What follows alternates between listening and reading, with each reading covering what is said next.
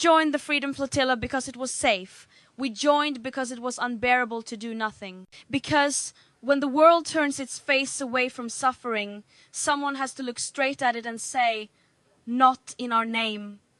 We are not here for politics. We are here for people, for humanity, for the simple, dangerous belief that compassion should never need permission, that caring is not radical, it's human, and today we choose to act like it.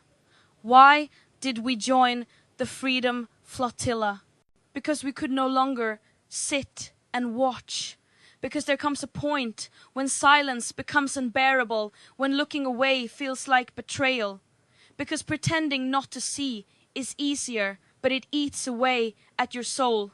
We joined because we understood something simple, something we are all taught as children. When someone is hurting, you help them. You don't ask what flag they live under, or what language they speak, or what religion they follow. You just help. Humanity doesn't stop at a border. Compassion doesn't need permission. And yet, our world behaves as if it does. We've built walls, not just of concrete, but of indifference. We've convinced ourselves that suffering, as long as it's far enough away, isn't our problem. We scroll past it, we shake our heads, we whisper how terrible, and then we move on. But the truth is, every time we turn away, we lose a piece of what makes us human. The Freedom Flotilla isn't just a mission, it's a statement. It's a reminder that our moral responsibility doesn't end where our comfort begins. That the pain of one person, one community, one nation is a wound on us all. We cannot build peace by pretending other suffering is invisible. We cannot call ourselves civilized if we let children starve behind blockades and call it politics. Some people call us naive. They say we're idealists, that our little boats won't change the world. But tell me, what has cynicism ever changed? What has apathy ever saved? The world has been shaped, time and again, by those who refuse to accept what others called impossible. By those who believe that the right thing to do is worth doing, even when it's dangerous, even when it's hard, even when it costs you something. We didn't join the flotilla because it was easy. We joined because it was right. Because conscience doesn't ask for convenience, it asks for courage. When we set sail, we carry more than food or medicine or aid. We carry truth. We carry a message that cannot be drowned or silenced, that people still care, that humanity still breathes, that there are still hearts strong enough to face injustice, even when the world turns away. And yes, it's terrifying. The sea is vast. The risks are real.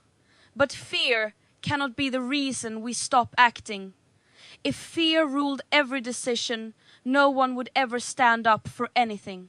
Fear is what they rely on. Fear keeps us divided, paralyzed, obedient. Hope breaks that. Solidarity breaks that. Every generation faces a test of conscience. Ours is now.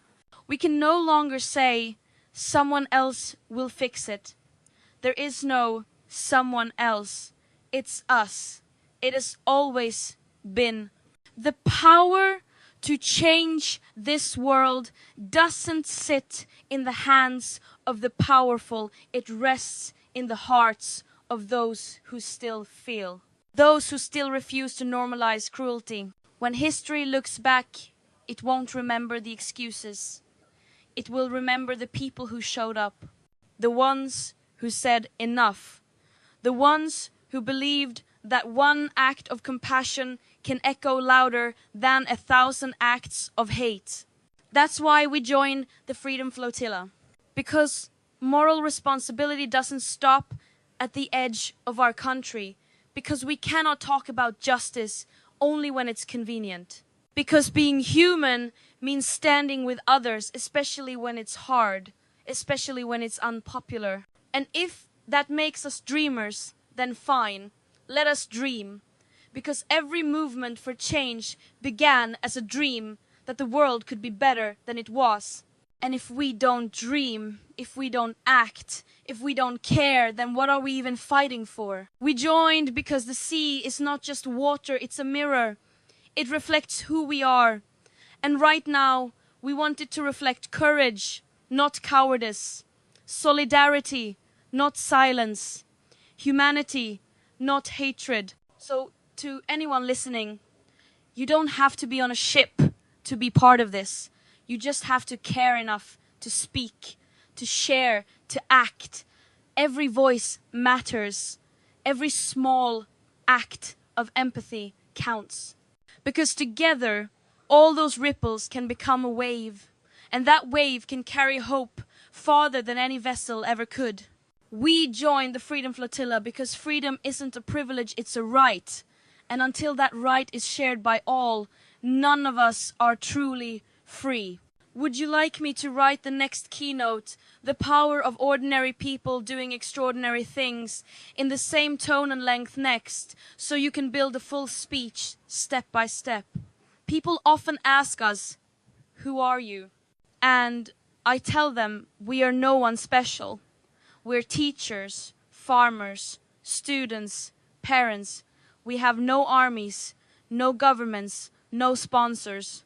We are just people, ordinary people, who decided that caring was not enough anymore. That words without action are just noise. And that's the truth about the Freedom Flotilla. It isn't powered by fame or wealth or politics. It's powered by people who simply refuse to look away. People who got tired of hearing someone should do something and finally realized we are that someone. It's easy to believe that real change is made only by leaders or heroes or those with power. But look closer at history. It's always been ordinary people who have done the extraordinary, who dared to say no when the world demanded silence. Every great movement, every act of courage began with someone who refused to wait for permission to care. That's the power we carry. When a teacher speaks out, when a fisherman offers his boat, when a student chooses hope instead of despair, these are not small things. They are acts of defiance against a system that wants us to believe we are powerless. They are proof that we still have agency, that we still have heart strong enough to act. Some will laugh at us. They'll say, "You're just a handful of people on a few small boats. What difference can you make?" And to them, I say this: every wave begins as a ripple. Every movement begins as a whisper that someone dared to speak out loud. Our boats may be small, but our purpose is enormous. Because it is built on something unstoppable, human decency. You can arrest people. You can blockade ships. You can censor stories. But you cannot silence the conscience of humanity. The Freedom Flotilla is a message written not in words, but in action. It says, ordinary people still care enough to risk something for what's right. That love is stronger than fear. That solidarity can cross oceans, no matter how high the waves. You see, being ordinary is not a weakness. It's our greatest strength. Because it means we are everywhere. In every city, every village, every classroom. We are the ones who keep this world running. And when we decide to act together, no government, no wall, no blockade can stop us. This is not about being fearless, it's about acting despite the fear. Every person who steps onto that ship feels it, the trembling in their hands, the pounding in their chest. But courage is not the absence of fear, it's the choice to move forward, even when fear is screaming at you to stay still. When we look at the faces beside us, the carpenter, the nurse, the writer, the retired grandmother, we see something extraordinary. We see proof that hope still exists.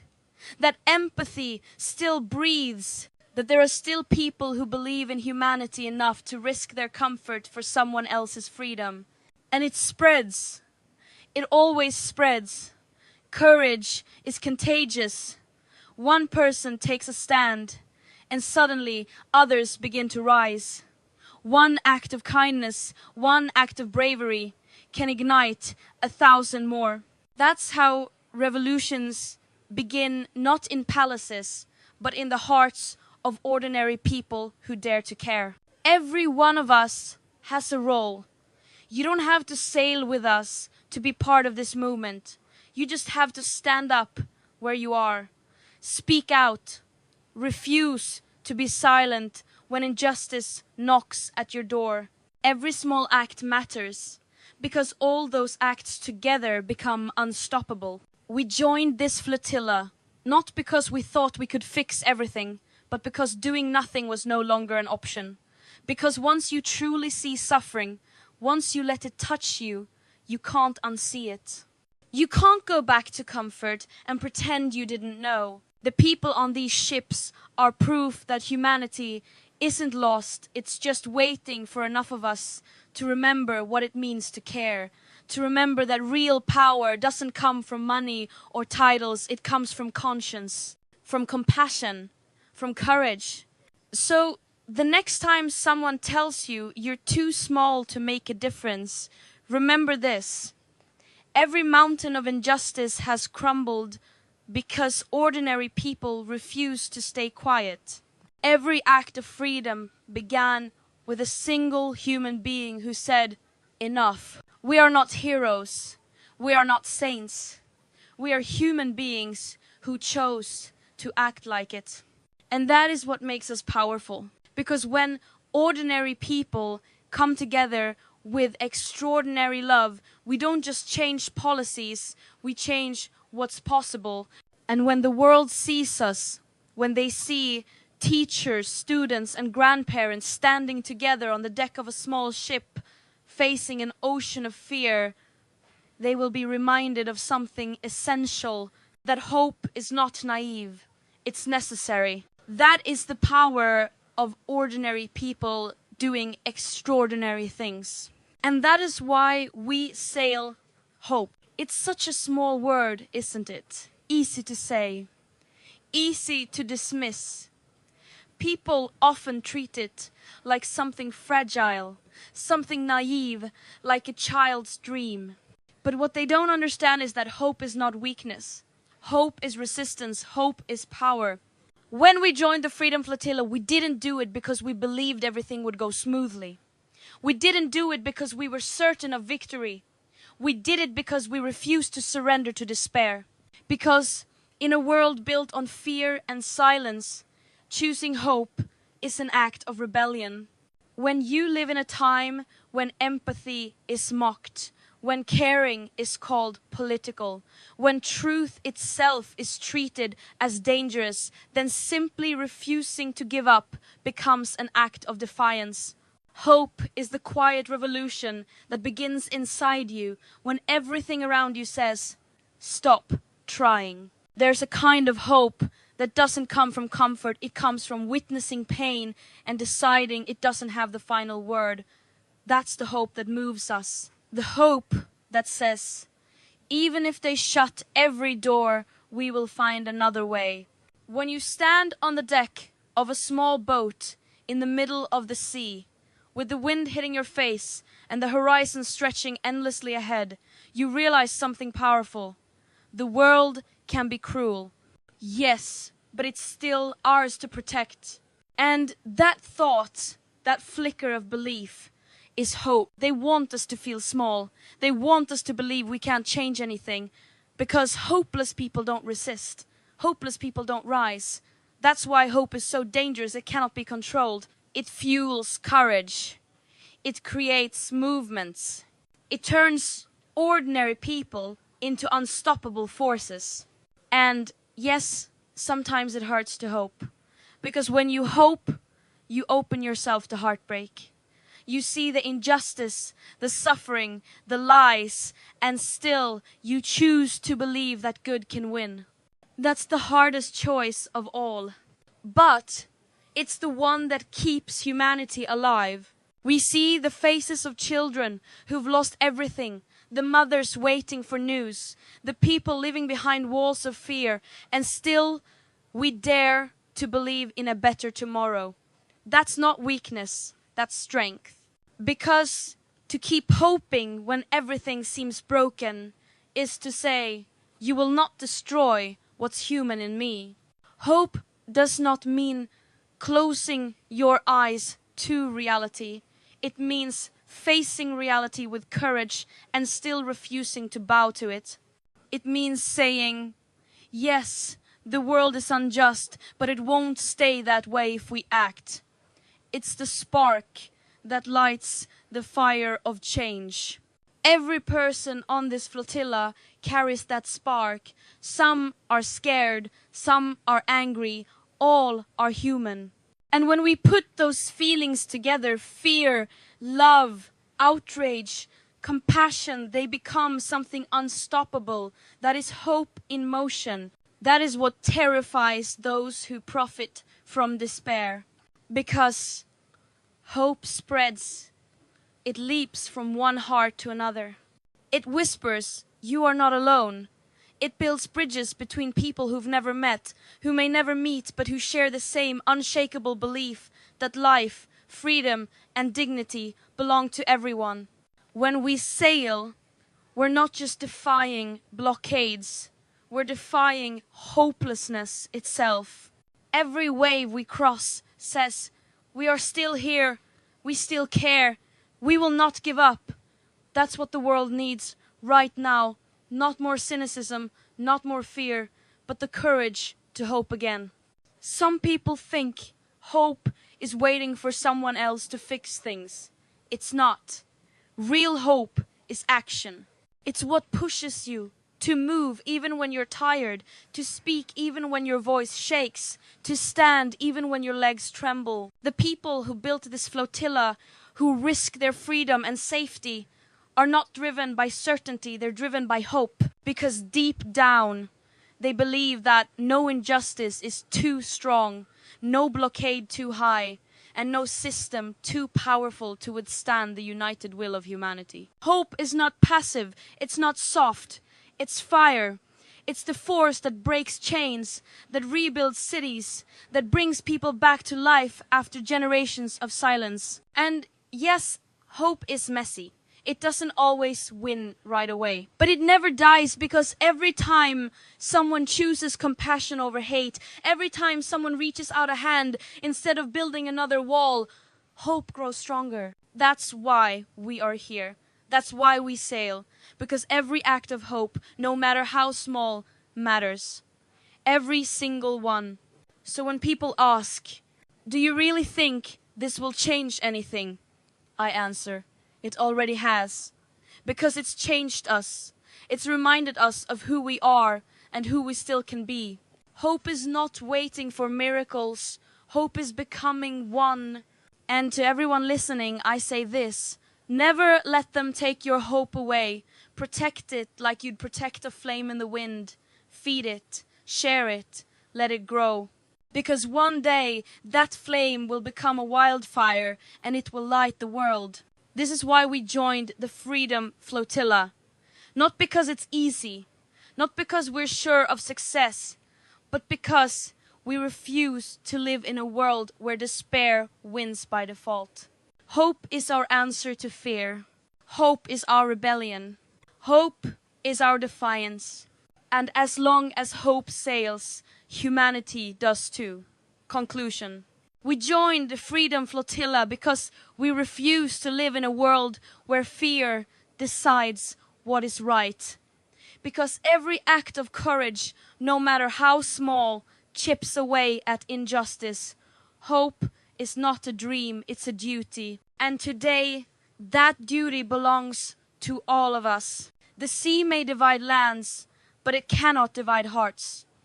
So we sail not just for freedom, but to remind the world that humanity still breathes and it will not be silenced.